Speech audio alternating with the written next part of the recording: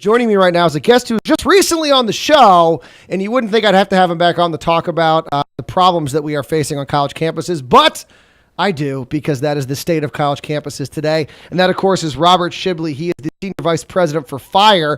For those that don't know, FIRE stands for the Foundation for Individual Rights in Education. You think those would already exist, and we wouldn't need to fight for those, but we do. And so first off, Robert, thanks so much for joining me this morning. Thanks for having me back. All right, yeah, like I said, it's surprising I got to get you back on so soon because, while we did see a little victory here in North Carolina with the SAE Act passing, the other day, we, of course, was Constitution Day. I believe it was last Monday. And all across the country, I saw colleges, college Republicans were out there handing out constitutions. And in fact, the college Republicans at UNCW were handing out constitutions as well, because I went out there and saw them. They were doing a great job. No problems at UNCW, so I applaud them for that. But not every college student was so lucky. And we saw a young man at Modesto Junior College who was basically told he wasn't allowed to hand out the Constitution. Do I have that correctly?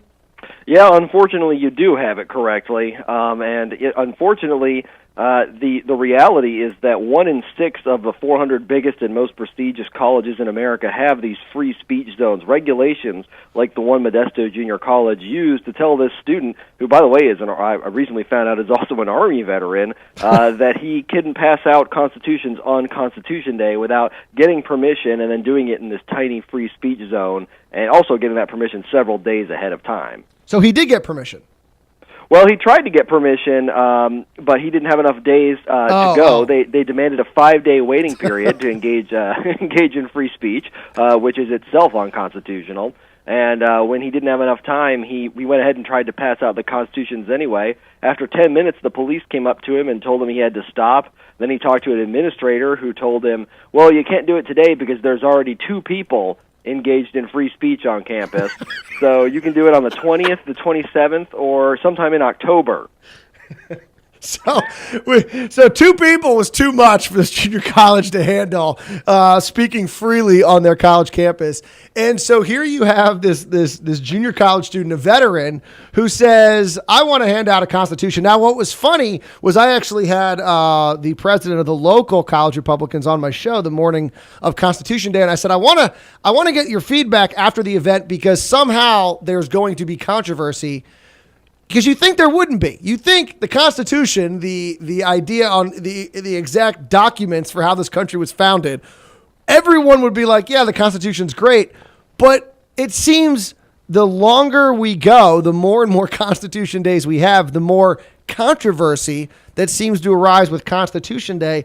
What is it about college campuses that they are so against allowing the Constitution to be exercised freely? Well, I think it's this knee-jerk sort of authoritarianism that we see at college campuses across the country.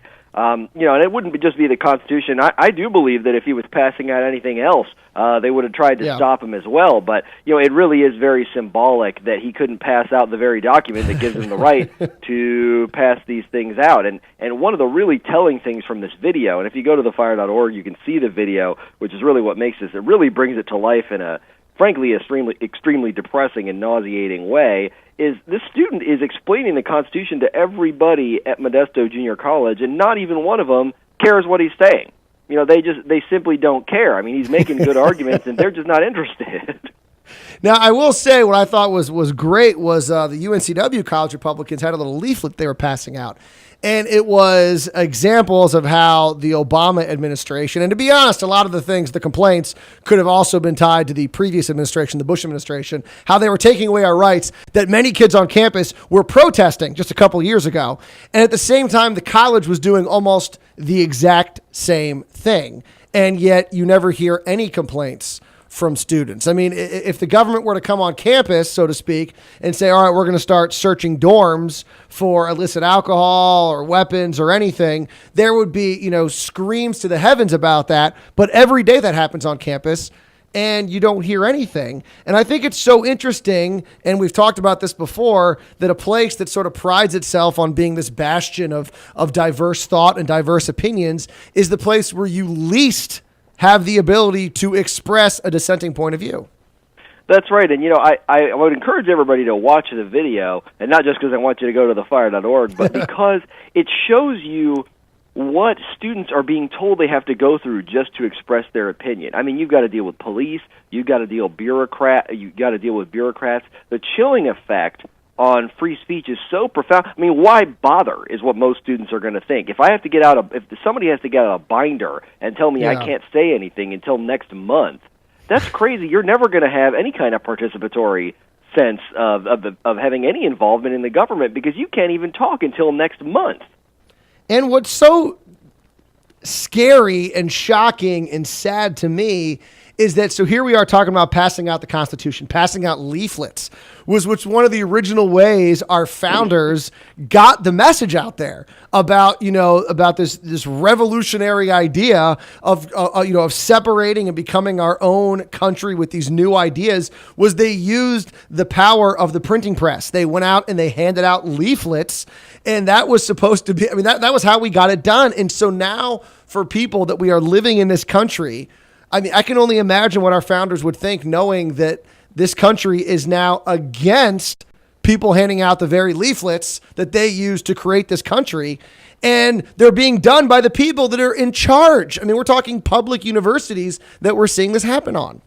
Oh, it is extremely frightening. And, that's a very good point. There are very few free speech activities that are more protected than simply handing out leaflets. And that is because of the history of the United States and the importance that leaflets like Common Sense by Thomas Paine and other things written by people and printed by people like Benjamin Franklin had to do with fomenting revolutionary fervor and spreading the message of why we're having this revolution. The American Revolution, you're right, was built in many cases on the power of the press and the power of leafleting, and now we're seeing the government restrict that, which is just simply, I don't usually say anything, but it is clearly un-American. In sort of the most fundamental sense of the term, that's one of the foundational rights America was based on.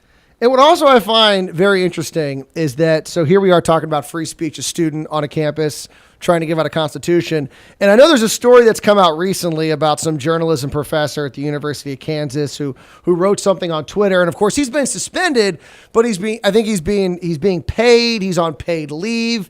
And what I think is so interesting is the rights that colleges afford their professors, people that are employed by the very students that are paying their salaries, the rights and protections that are awarded to professors. Now, I won't say all professors because we all know, of course, Dr. Mike Adams here at UNCW is facing problems of his very own. So I'm not going to say all professors, but liberal professors, the rights that they are afforded. Meanwhile, the students on that same university aren't given anywhere near the leeway when it comes to free speech that professors are.